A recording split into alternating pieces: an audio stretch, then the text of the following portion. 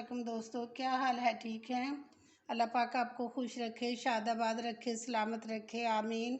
तो दोस्तों आज हम बनाएंगे चटनी, पुदीने की चटनी, धनिए की चटनी, जिसमें सब्ज़ मिर्चें और सब्ज़ प्याज ये सब चीज़ें डलती हैं और ये बहुत बहुत हाज़मेदार और बहुत टेस्टी होती है, जो कि हर चीज़ के साथ, पकौड़ों के साथ, ये मायोनीज़ में मिक्स करके तो पराठा रोल जो बनाते हैं उसमें डाली जाती है और इसको हम फ्रीज़ भी कर सकते हैं।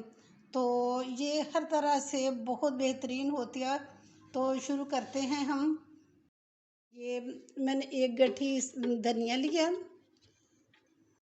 मैंने पुदीना डाला, क्योंकि जितना ये होता है धनिया उससे हाफ़ जो है ना पुदीना डालते हैं, क्योंकि पुदीना ज़रा कड़वा होता है, तो इसलिए जो है ना ये बराबर का नहीं डालते।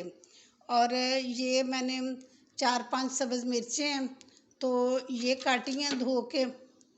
तो ये साथ 2 छोटे छोटे सब्ज़ प्याज थे, तो ये काटे हैं, ये शामिल करेंगे। और ये साथ 4-5 जवे जो है ना ये लहसुन के थे, इनको मैंने ये छोटा छोटा काट लिया। और साथ ये 1 इंच का जो है ना ये अदरक का जो पीस था उसके छोटे छोटे पीस किए हैं, ये शामिल करेंगे हम इसमें।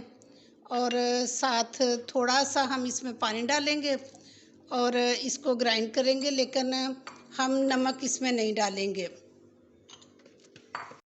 तो ये हमारी चटनी बन के तैयार हो गई है। देखिए कितना खूबसूरत कलर है और टेस्ट इसका इससे भी ज़्यादा खूबसूरत बाकमाल है। और इसको आप चाहे जो है ना इसमें शामिल करें दही में।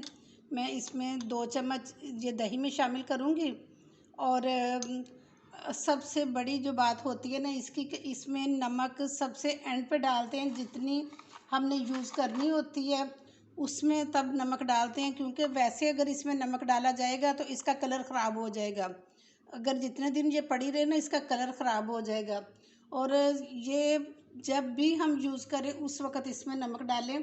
और मैं इसमें ये 1/4 टीस्पून जो है ना नमक डाल रही हूँ, सफ़ेद नमक। और ये थोड़ा सा जो है ना ये काला नमक। और इसको अच्छी तरह से हम मिक्स करके, तो चाहे आप इसको चावलों के साथ खाएं, पकौड़ों के साथ खाएं, जिसके साथ मर्ज़ी खाएं इसको। और इसका टेस्ट जो है ना बहुत अच्छा। ये आइस ट्रे जो है, जिस तरह मैंने बताया था कि लेमन जो है ना, लेमन का जूस निकाला था, तो मैंने कहा था कि इसमें डाल के आप फ्रीज़ कर सकते हैं, तो वो हमारा जूस भी फ्रीज़ हो गया।